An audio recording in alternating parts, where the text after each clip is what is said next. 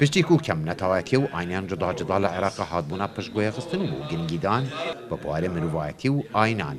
نوینراتیا نتوین ایگرتی یونامی و پاریکاریا نویسینگا سروکاتیا وزیران دو حکومت عراق دا کنفرانسا کن نتوایتی و آینی البغداد گریدان تعداد دیار کرن کجبیت میدیاین عراقی گرینگی و روناهی بخنا سروان کم آینو نتوایتیان دا کجره و راگهاندنه مافنوان بهنه پاراستن ارمانجا سرکی او کو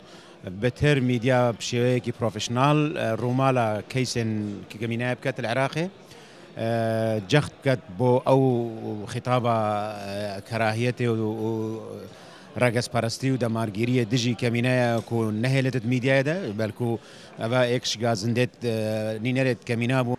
آماده بوین به کنفرانس داخاز آشتی بونا اجتماعی و بکورجانا همی آینو نتوان العراق کرن. هذا المؤتمر هو يعتبر كخطوة أولى. اف کنفرانسا فینگاوه ایکیه داکو ببیتا هندرک و بکورجانا کا آشتوایو اگریزیا بیرو هزرن همی پکاتن گل عراقی. بجارا ایک آینه زردشتی آماده به کنفرانس بود داکو بیرو بوچون و داخازین خو اجرای به کنفرانس بگهین حکومت عراقی. كاربو أواكين همو كمايتي كان لنا ودستورا ناويان بهندريت بصريحي بو يبونيان إثبات بكري شتى كتريش هي أو بشجو خصني كوالا ناوي حكومتي مركزية ويا بلاين بو كمايتي كان أمانة هموي لري إعلامه وقورب كينوا جلانه پیوژیانه کام مروایتی آماده بوان کودنگی داخاز کرن کو آینه جوانجی گرنگی بهتا دانو اونش بر سیاست کام برتنگ عراق جهلا بون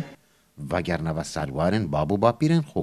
اليوم اليهود إلو أو جهوين عراقينا أجر لإسرائيل أنجي أمريكا وأوروبا جي بجين ديار دكم كو عراقينا وسوزاوان هربو عراقية وجدل حز دكم وجر نفا لو رادا خاز دكين كو وجر نفا عراقي ودبيج لاي حكومته كومالجه وكا كمينة بهنا بشوازي كرن